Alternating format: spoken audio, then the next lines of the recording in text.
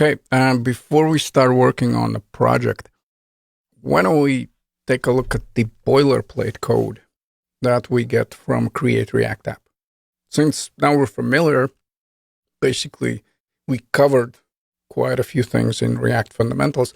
Now let's actually explore what we get by default. And essentially, we'll be spending time here in the source one in this video. If we navigate to index.js, you'll see that the setup is almost the same. So we have imports for React and React DOM. We also have here import for index CSS. Now, of course, if we navigate there, we can see that the code is a little bit different. And again, the general idea is that essentially this is where you set up your global styles or maybe all the styles. Again, it really depends on your application. Then we have app component, which I'm going to talk about in a second.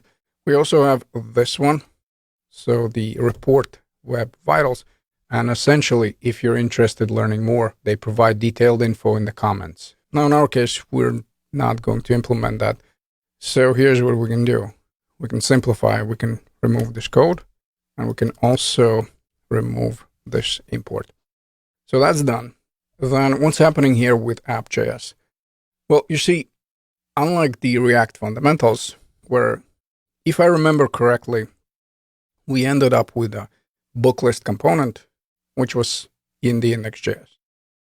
A common convention is to set up that root component as an app and set it up in a separate file. Basically, we have app.js. So this is our root component. This is where all our components are going to meet. And it's sitting in a separate file, and convention is to call this app. And most likely, I don't have to say that. You can call this orange, and everything is still going to work as long as the imports are correct. So again, it's just a convention. And basically, if we navigate here in the app.js, you'll see that they import the logo. So this is what we can see over here on the screen. And since we're already familiar how the ES6 modules work, of course, we're familiar with this code and the rest of the return. Now, we'll start from the very scratch. So I'll remove the logo. Actually, I'll delete the file in a second as well. And as far as the return, well, let's just go here with simple heading 1. And let's say Backroads app. Backroads and app. Let's save it because I still want to talk about the app CSS. But while we're still in the index.js, one last thing that I want to mention, notice here how in the render, not only we have the app, so that's the root component, again, the exact same setup how we had in React fundamentals. The difference, of course, is the component. Instead of book list, now we have app. But it's also wrapped here in this strict mode. And essentially, strict mode is a tool for highlighting potential problems in application. It activates additional checks and warnings for its descendants. Now, it only runs in development, so it's not going to impact your production build. And one gotcha is that in development, it renders twice. And I'll showcase that in a second, don't worry.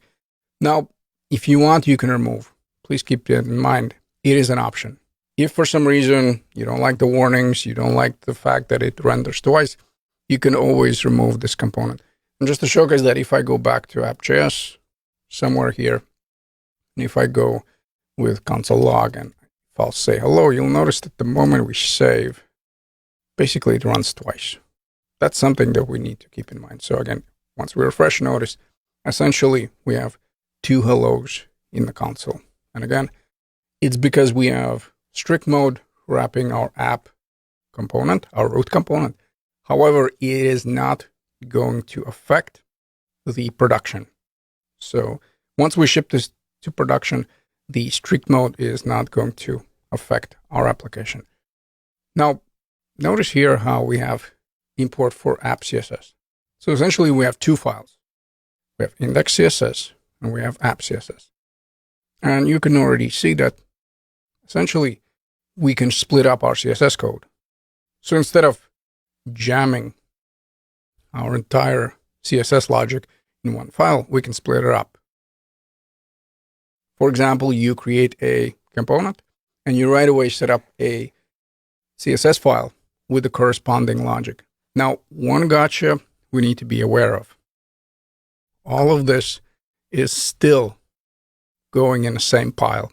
Now, what do I mean by that?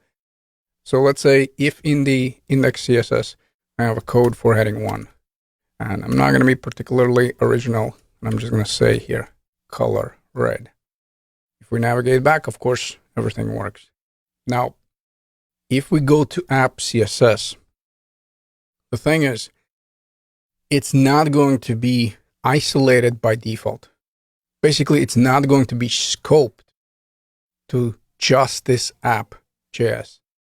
Essentially, whatever logic we're going to add here in the app CSS, it's going to get added to whatever logic we have in the index file or any other CSS file. And again, just to showcase that, effectively we'll remove this component altogether in a second, but for now, let me just go here with heading 1. And again, we need to go with color, and I'm going to go with blue. And once we go there, actually, this overwrites wherever I have in the index CSS. So yes, you can definitely set up the files and split up the logic. However, keep in mind one thing. You'll still need to be careful as you're setting up the CSS. Now, of course, there are solutions for that, something that we're going to cover in this course. For example, I am a huge fan of CSS in JS, more specifically styled components, and that's why we'll cover in this course that solve this problem. But right out of the box, yes, you can nicely split up your CSS code, but please keep in mind that you'll have to be careful because all of that CSS code ends up in one place. So hopefully that is clear. It's not scoped by default to a certain component. All right, I think we covered everything. So now let me just remove this log. Let me also remove the import. We won't need that. And essentially, we'll just delete a bunch of files. We won't need them. So let's start here with app CSS. We'll also remove test. So this is if you want to set up tests, which we're not going to do. Then we also want to select the logo. We don't need the logo. This one, as well as setup tests. So you should only see, once you're done with delete, app.js, index CSS, and index.js. So let me remove, and yep, now I have, again, index.js. This is where we inject our JavaScript logic into index.html in the public one, and the app.js is our root component. And once we're done covering the boilerplate, up next, we're going to start working on our project structure.